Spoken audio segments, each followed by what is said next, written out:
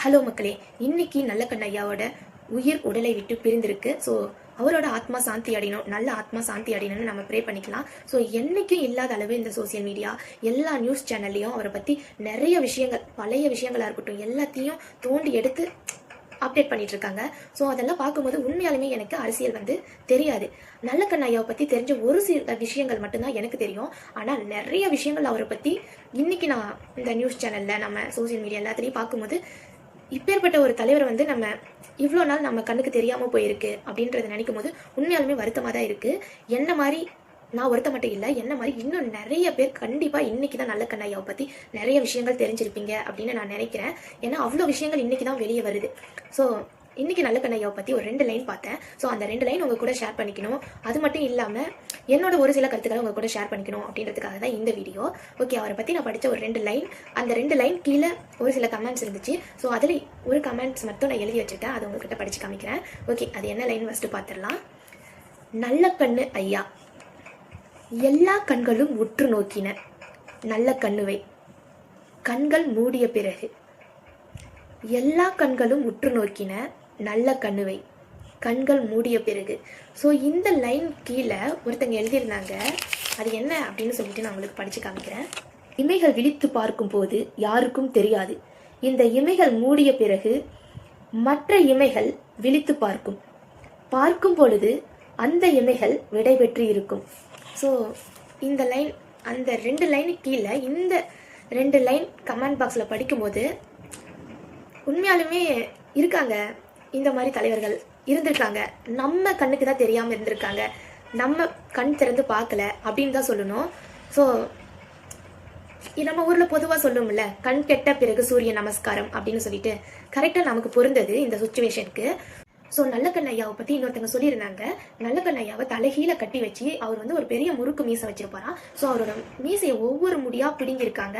So அந்த சமயத்தில் அப்போ அவர் ஒரு முடிவு எடுத்தாராம், இந்தியாவில் இருக்க எல்லாருக்கும் எல்லாமும் கிடைக்கிற வரைக்கும் நான் மீசை வைக்க மாட்டேன் அப்படின்னு சொல்லிட்டு. அதே சமயத்தில் அவர் இறந்த இந்த நாள் வரைக்கும் அவருக்கு மீசை இல்லை.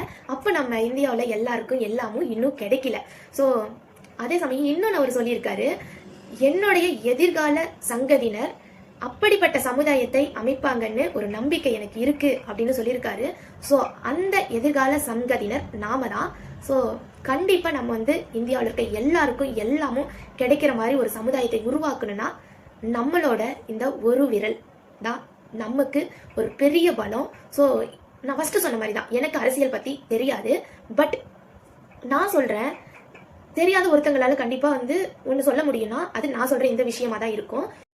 ஸோ பெரியார், அண்ணா, காமராஜர், எம்ஜிஆர், இப்படி பெருந்தலைவர்கள் நம்ம கடந்து வந்திருக்கோம். ஸோ இவங்க எல்லாரும் நம்ம எல்லாருக்கும் எல்லாமும் பண்ணணும், செய்யணும் அப்படின்னு நினைச்சவங்க தான்.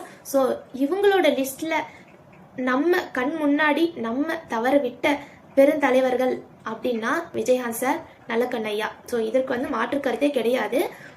ஏன்னா விஜயகாந்த் சாரா இருக்கட்டும், நல்லக்கண்ண ஐயாவா இருக்கட்டும், எல்லாருக்கும் எல்லாமும் கிடைக்கணும் அப்படின்னு நினைச்சவங்க தான். விஜயகாந்த் சார் இறந்த அன்னைக்கு தான் உண்மையாலுமே அவர் எவ்வளோ நல்லது செஞ்சிருக்காரு, எவ்வளோ நம்ம மக்களுக்கு செய்யணும்னு நினைச்சிருக்காரு, எவ்வளோ அன்பு வச்சிருக்காரு அப்படின்னு சொல்லிட்டு அவர் இறந்த அன்னைக்கு தான் உண்மையாலுமே அவரை பத்தி எனக்கு மட்டும் இல்லை, என்ன மாதிரி நிறைய பேருக்கு தெரிய வந்திருக்கு.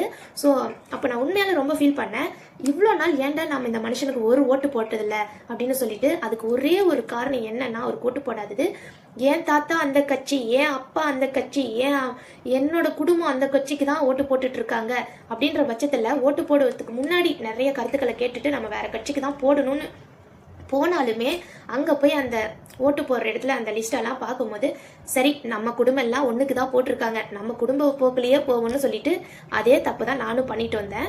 ஸோ விஜயகாந்த் சார் இறந்த அன்னைக்கு தான் நான் அதை ரியலைஸ் பண்ணேன். ஸோ இப்படி தான் நம்ம முட்டாள்தனமாக போட்டிருக்கோம் அப்படின்னு சொல்லிட்டு. ஸோ இனிமே இந்த தவிர நம்ம செய்யக்கூடாது. நல்லக்கண்ண ஐயா, விஜயகாந்த் சார் 2 பேருமே எல்லாருக்கும் எல்லாமும் கிடைக்கணும், மக்கள் எல்லாரும் சந்தோஷமா இருக்கணும், ஒரு நிம்மதியான வாழ்க்கை வாழணும் அப்படின்னு சொல்லிட்டு நினைச்சவங்க தான். நம்ம எல்லாருக்கும் வாரி வாரி கொடுக்கணும் அப்படின்னு நினைச்ச 2 பேரும் தலைவர்களை, நம்ம கண் முன்னாடி பார்த்த 2 பேரும் தலைவர்களை தவற விட்டுட்டோம். ஸோ இனி வரும் காலங்களில் இது மாதிரி நடக்கக்கூடாது.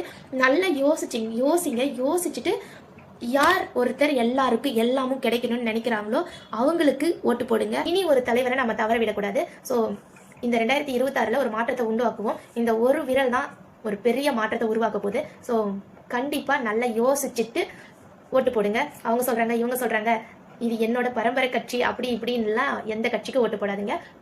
யோசிச்சுட்டு போடுங்க. நல்ல தலைவரை தேர்ந்தெடுக்கிறது உங்களோட கையில், நம்மளோட கையில் இருக்குது. ஸோ நல்லதே நினைப்போம், நல்லதே நடக்கும்.